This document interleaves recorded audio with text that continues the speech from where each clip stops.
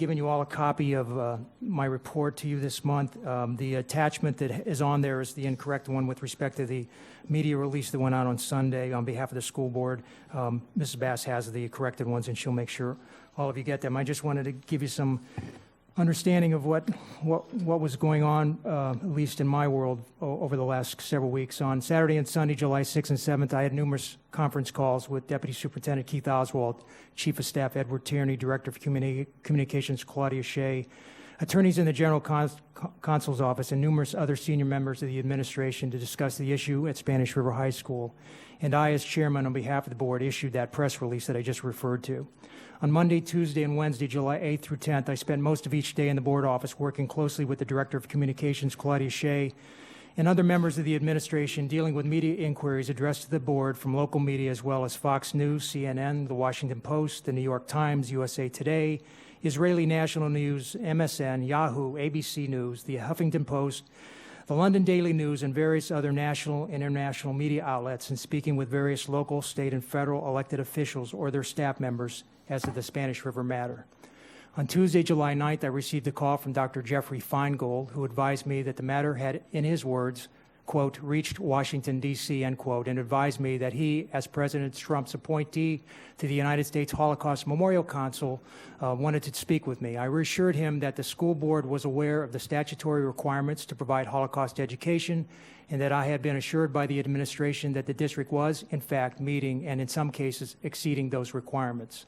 On a side note, I have been scheduled to speak on behalf of the board at the Principals Leadership Academy tomorrow, which I intend to do, and the Transportation in-Service Day on August 1st. I also want to, on a lighter note, I know that Mrs. Andrews, and of course, Mrs. Paul reminds me when I go speak with her about my schools that they're not my schools, that as board chairman, there's 186 or more schools. But I'll talk about the District 5 schools. I know there's several of the principals from District 5 that are here tonight: Joe Picia, Ed Capitano, our prior principal, Craig Summer, Allison Castellano. In a minute, I'm going to ask you to stand, but first I want to say that it's the first time in the 12 years I've been on the board that every single of the 21 district schools that are in District 5 are A-rated schools this year. It's the first time that it's ever happened, I believe. So we have 21 A-rated schools in District 5. So with those principals, any of the principals from the District 5 schools, please stand and be recognized.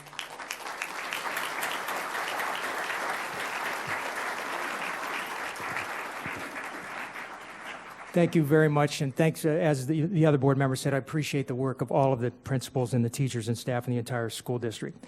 And finally, yesterday I had the opportunity to tour, and I'd encourage all of you to tour the new temporary school in Boca Raton.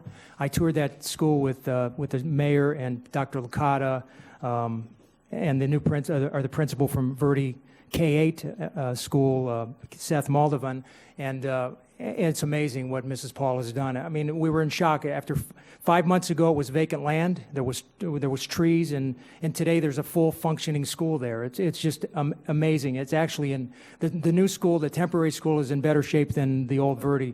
And if you get a chance to want to see what it looks like to tear apart a school and leave nothing, if you drive down Verde Trail, I drove the other morning. There's bulldozers and everything. There's not much standing left of Verde Elementary School. It's just about completely gone. So thank you again, Ms. Paul, for you and your staff for the great work down in District 5 to get that temporary school ready for the Addison Meiser children this summer, and then the following year for the Addison Meiser, Verde kids and the Addison Meiser kids. So thank you.